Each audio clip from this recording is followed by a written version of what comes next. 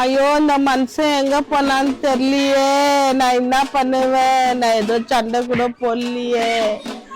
Tea குடுக்கலன்னு கோச்சுக்கின்னு போயாச்சே எங்கேயோ. பாரு, உங்க அம்மாக்கு கொஞ்சம் போன் பண்ணு பாரு. மாமா காணோம், கொஞ்சம் உங்க அம்மாக்கு போன் பண்ணி கொஞ்சம் கேளு எங்க போனாருன்னு. கொஞ்சம் போன் போடு உங்க அம்மாக்கு. என்ன போன் வந்துருக்குது? பார்வதி இவ்வளோ ஃபோன் பண்ணிருக்கிறா.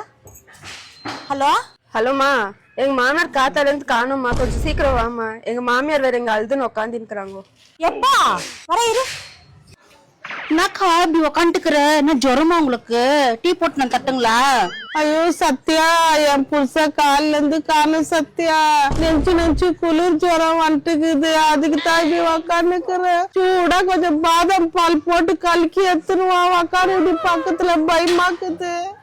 நீ இருந்தா கூட கொஞ்சம் ஆதரவா நான் எதுனா பேசுனுக்குவா. கொஞ்சம் பாதாம் பால் எடுத்துனுவாங்க. சரி எத்தனை வரக்கா? நான் பேகி பிடிச்சிச்சா உனக்கு? என்ன நீ என்ன ஆயிடுச்சு? சண்டை போட்டு அமிச்சிட்டியா?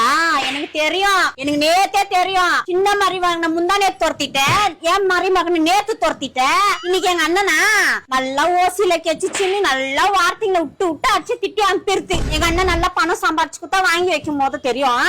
என்ன சொல்லி அமிச்சிங்கன்னு தெரியல. எவ்வளவு நாள் மனசுல வச்சிருந்த பகத்து இத்துக்கு இவ்வளவு கேள்வி கேக்குறியா என்ன பத்தியா?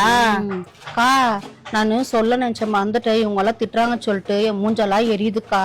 அந்த அண்ணாவை நானு மெஜிஸ்ட்ரியில பாத்துக்கா, ஜூஸ் குடிச்சுன்னு இருந்தாரு.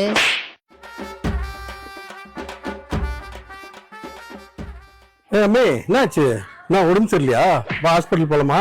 நீ எங்க போயிருந்த? நீ உண்மை சொல்லு எனக்கு. இல்லன்னு வச்சுக்க, நான் உன்னை விட மாட்டேன். காலைல இருந்து நான் எல்லாருக்கும் போன் பண்ணி கேட்டு நிக்கிறேன். அப்ப என்ன உண்மையே தெரிஞ்சிச்சு இல்லையா? அவங்களே சொல்லிட்டுக்கிறாங்க. பிக்சருக்கு தானே போயிட்டு வந்தோம் நானு.